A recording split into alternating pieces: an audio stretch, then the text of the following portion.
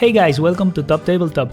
I'm Gab Zuniga, and today I will show you how to play Ticket to Ride Europe, a competitive game for 2 to 5 players where you will build trains all across Europe so you can become the biggest train magnate.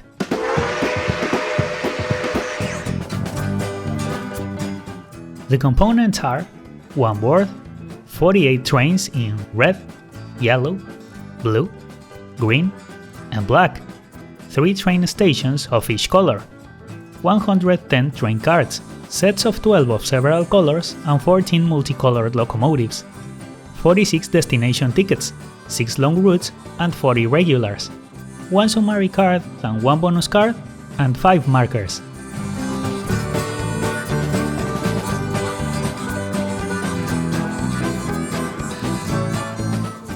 We will set up a 4-player game. Place the board. Each player takes 45 trains of one color. The game has 48, but the other 3 are spares. Take also the 3 train stations of that color and the corresponding marker, which is placed on the number 100 on the board. This is the starting point of the scoring track surrounding the border. Shuffle the train cards and deal 4 to each player. Place the rest of the deck nearby and draw 5 cards face up. From the destination tickets, take the 6 long routes with a blue background, shuffle them and deal 1 to each player, return the rest to the box. Shuffle the regular route tickets and deal 3 to each player, leave the rest nearby and the game is ready to begin.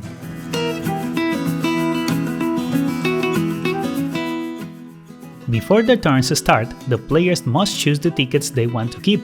From the 4 you received, you must keep at least 2, but you can keep more if you want. The tickets show 2 cities on the map and a number.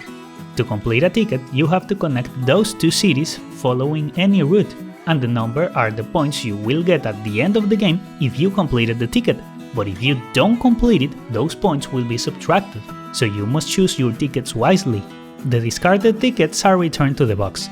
The player who has visited the most European countries begins the game, and the turns continue in clockwise order. On your turn, you can do 1 of 4 actions. The first action is drawing train cards. You can draw 2 cards, either from the face-up ones, from the deck, or 1 of each. There is only one exception. If you draw a face-up locomotive, that's the only card you can take on your turn. When a face-up card is drawn, another one replaces it immediately. And there is no hand limit. You can have as many cards as you want. If at any point there are 3 face-up locomotives, the 5 face-up cards are discarded and replaced by 5 new ones. If the deck runs out, shuffle the discard pile to form a new one. The second action is claiming a route. You can claim any route available on the board. A route is a set of colored spaces that connect 2 adjacent cities. To claim it, you must play a set of cards matching in color and number of spaces. For example, to claim the route connecting Madrid and Barcelona, you need 2 yellow cards. When claiming a route, you place your trains on each space of the route and the used cards are discarded. Each time you claim a route, you add the points indicated in the scoring table, which can be seen on the board and the summary card. The longer the route, the more points you get. In this case, the route is 2 trains long, so you add 2 points moving your marker on the track. For the grey route, you can use a set of cards of any one color. The locomotives are multicolored and act as wild cards. Some cities are connected by double routes. In those cases, 2 players can claim that route. One single player cannot have both. Important: in games with 2 or 3 players, you can only use one of the 2 routes. As soon as one is claimed, the other one can no longer be claimed. Some routes have locomotive symbols. These routes are called ferries. To claim a ferry, in addition to the appropriate set of cards, you also need a locomotive for each locomotive symbol on the route. Some routes have a very distinctive black outline. These routes are tunnels. To claim a tunnel, you need a normal set of cards, but after playing your cards, 3 cards from the deck are revealed. For each revealed card matching the color that you played, including locomotives, you will have to play another card of that color from your hand.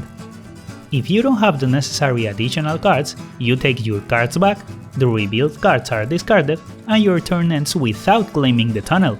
But if you do have the additional cards, you play them and the tunnel is claimed successfully. If you try to claim a tunnel using only locomotives, you will only have to play additional locomotives if any locomotive shows up in the revealed cards. The third action is drawing destination tickets. On your turn, you can take 3 tickets and you must keep at least 1. The ones you didn't keep are placed at the bottom of the deck. You start the game with 2, but you can have as many as you want, and it's not necessary that you complete any previous ticket to draw more. You can do it at any moment.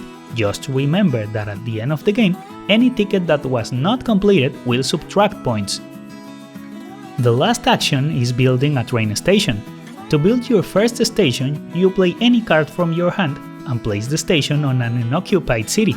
This allows you to use one and only one route of another player that goes in or out of that city, so that it also counts as yours. This is useful to complete your tickets when you need to connect cities that are already too complicated or impossible to connect. To build your second station, you need 2 cards of the same color and 3 for the third one. At the end of the game, each station you didn't build will give you 4 points.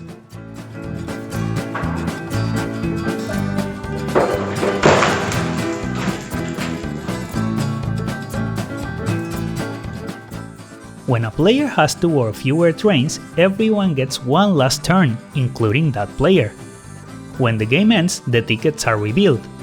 The final score of a player consists of the points for the routes claimed during the game, plus the points for their completed tickets, minus the points for their uncompleted tickets, plus 4 points for each station that was not built.